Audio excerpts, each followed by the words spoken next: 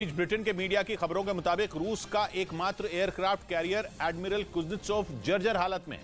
इस aircraft carrier की हालत इतनी खराब है कि उसे रस्सियों से खींचने की नौबत पड़ गई। ब्रिटेन के मीडिया ने यह दावा यूक्रेन की खुफिया एजेंसियों की एक रिपोर्ट के आधार पर किया, जिसमें दावा किया गया है कि रूस का एकमात्र एयरक्राफ्ट कैरियर एडमिरल कुज्नेत्सोव दम तोड़ने वाला है। रूस के पास हेलीकॉप्टर कैरियर और एयरक्राफ्ट क्रूजर तो कई हैं, लेकिन एयरक्राफ्ट कैरियर केवल एक, उसका नाम है एडमिरल कुज्नेत्सोव। लेकिन दावा यह है कि उसकी हालत इस वक्त बेहद जर्जर है। इस एयरक्राफ्ट कैरियर में लगा लोहा जंग खा चुका है, उसके ज्यादातर पुर्जे गल चुके हैं। हालत तो यह है कि मरम्मत के लिए उसे रस्सियों से खींचकर ले जाने की जरूरत पड़ी। अगर यूक्रेन की खुफिया रिपोर्ट को सही माने तो रस्सी से खींचने के कारण एयरक्राफ्ट कैरियर के कुछ और पुर्जे टूट गए। रूस की वायुसेना के लिए ये एक बड़ा झटका है, वो भी तब जब रूस की फौज एक जंग लड़ रही है, वो भी ऐसी जंग जिसमें उसकी नौसेना की भी बहुत बड़ी भूमिका है।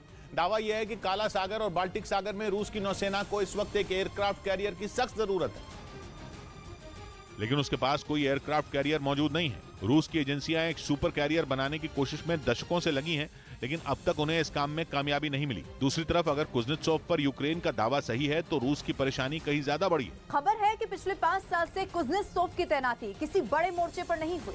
या यूं भी कहा जा सकता है कि रूस अपने एयरक्राफ्ट कैरियर को दुनिया से छिपाने की कोशिश में लगा है। कई बार इसमें मरम्मत से जुड़ी कुछ खबरें भी आईं, लेकिन इसकी हालत इतनी ज्यादा खराब है ये कभी साफ नहीं हुआ था। ब्रिटेन के मीडिया का दावा तो यह है कि रूस के कुज्नेत्सोव का दोबारा समुद्र में उतरना लगभग नामुमकिन है। इधर कर्नाटक की राजधानी बेंगलुरु में मेट्रो का एक पिलर गिरने से 2 लोगों की मौत हो गई। जो पिलर गिरा उसे बनाने का काम जारी था, लेकिन इससे पहले कि वो पूरी तरह बनकर तैयार होता वो अचानक गिर गया। इस घटना की एक सीसीटीवी फुटेज भी सामने आई, जिसमें दिखा कि जब मेट्रो का ये पिलर गिरा तब सड़क से ट्रैफिक गुजर रहा था। अचानक इस पिलर के गिरने से एक मोटरसाइकिल से गुजर रहे 3 लोग उसके नीचे दब गए। इस हादसे में उस मोटरसाइकिल पर सवार एक बच्चे और उसकी मां की मौत हो गई और मोटरसाइकिल चला रहे शख्स का अस्पताल में इलाज जारी है। एक्सपर्ट्स को इधर बुला रहे हैं ताकि ये जो कोलैप्स हो मेट्रो पिलर उसका कारण जानने के लिए। मेट्रो पिलर के गिरते ही गाड़ियों की रफ्तार धीमी हो गई और लोग पिलर के नीचे दबे लोगों की जान बचाने के लिए भागे। बाद में पुलिस की टीम भी वहां पहुंची और इस मामले में ठेकेदार के खिलाफ शिकायत दर्ज कर आगे की जांच शुरू कर दी। उधर नेपाल के नए प्रधानमंत्री पुष्पकमल दाहाल ने संसद में विश्वास मत हासिल कर लिया। उन्होंने केपी शर्मा ओली के साथ मिलकर नेपाल में सरकार बनाई है, लेकिन विश्वास मत के लिए मतदान होने से एक रोज पहले ही उन्होंने विपक्षी पार्टी नेपाली कांग्रेस से भी समर्थन की मांग की। इसके लिए वो खुद नेपाली कांग्रेस के अध्यक्ष और पूर्व प्रधानमंत्री शेर बहादुर देउबा से मिले, जिनके समर्थन के बाद उन्हें प्रचंड बहुमत मिला। पुष्पकमल दाहाल के समर्थन में 275 में 272 सांसदों ने वोट किया। इस बीच अमेरिका से F-35 स्टेल्थ फाइटर जेट खरीदने के फैसले पर कनाडा में हंगामा शुरू हो गया।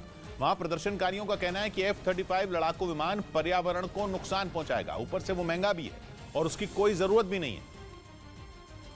लेकिन कनाडा अपनी वायुसेना के CF-18 जेट के पुराने होते बेड़े को F-35 जेट से बदलना चाहता है। रूस और यूक्रेन की जंग की वजह से कनाडा को इसकी जरूरत और भी ज्यादा महसूस हो रही है, लेकिन कनाडा में ही लोगों का एक धड़ा सरकार के आगे खड़ा हो गया है। उसका दावा है कि F-35 पर्यावरण के लिए ठीक नहीं, लेकिन सरकार का कहना है कि ऐसा नहीं है।